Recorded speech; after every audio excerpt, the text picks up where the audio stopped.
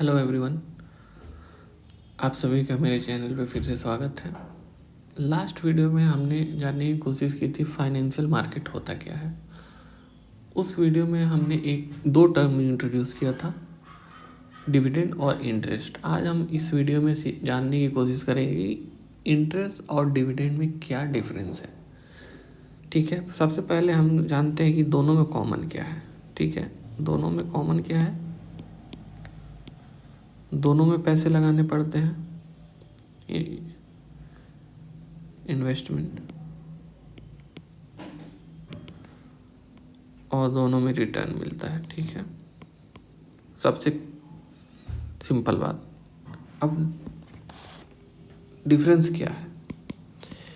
Dividend की अगर बात करें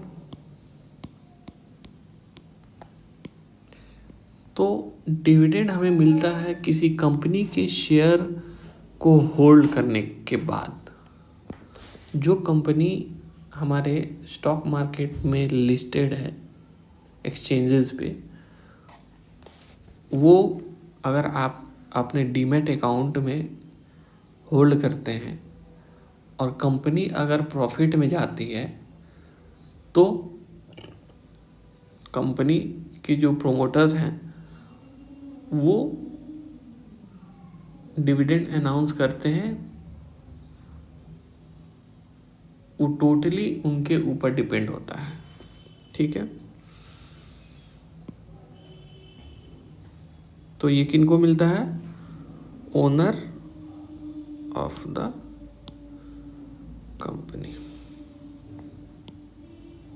ठीक है, पहली चीज। दूसरी चीज, मिलता तो है ओनर को बट ये फिक्स नहीं है। It totally depends upon the promoter of the company. Depends upon the promoter of the company. ठीक है, दे भी सकते हैं, नहीं भी दे सकते। It depends upon the promoter. In case अगर प्रॉफिट होता है फिर भी वो नहीं देते हैं। क्यों? क्योंकि वो फर्दर एक्सपेंशन के लिए वो अमाउंट फर्दर इन्वेस्ट कर देते हैं या फिर ब्लॉक कर लेते हैं। ठीक है, तीसरी चीज होगी, अब इस पे बात करते हैं, इस पे टैक्स लगता है कि नहीं।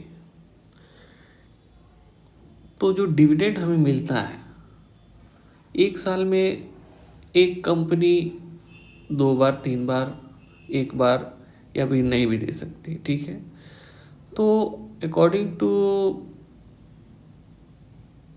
आरबीआई और इनकम टैक्स डिपार्टमेंट, एक साल में अगर 5,000 के ऊपर डिविडेंड मिलती है तो वो टैक्सेबल हो जाता है according to your tax slab. ठीक है, तो ये टैक्स जो है कंडीशनल है। किस कंडीशन में आपको टैक्स देना है, किस कंडीशन में नहीं देना है। ठीक है, ये मेन इसका कैरेक्टर, डिविडेंड का मेन कैरेक्टरिस्टिक हो गया। अब आते हैं हम लोग इंटरेस्ट के बारे में। ठीक है, इंटरेस्ट क्या है? इंटरेस्ट जो भी फाइनेंशियल फर्म्स हैं, इंस्टीट्यूशंस हैं, जैसे कि बैंक, एनबीएफसी, गवर्नमेंट, ये डिपॉजिटर को इंटरेस्ट देते हैं।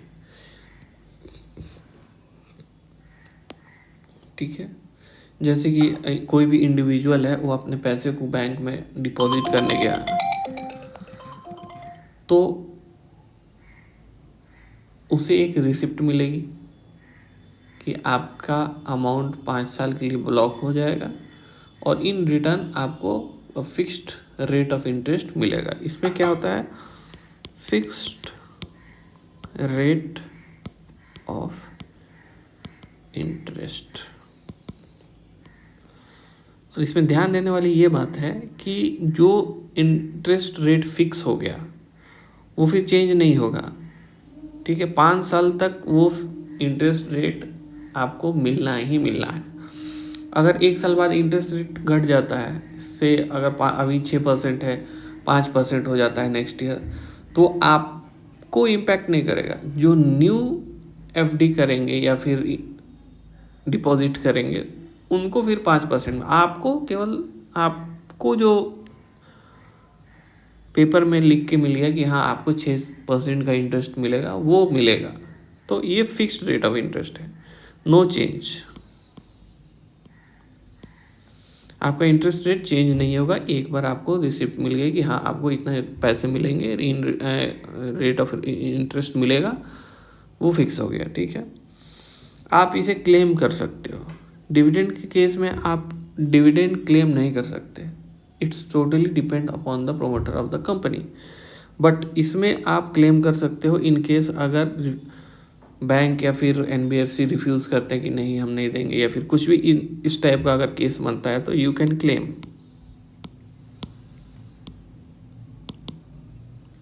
ठीक है। और सबसे बड़ी बात है, इस पे टैक्स भी लगता है।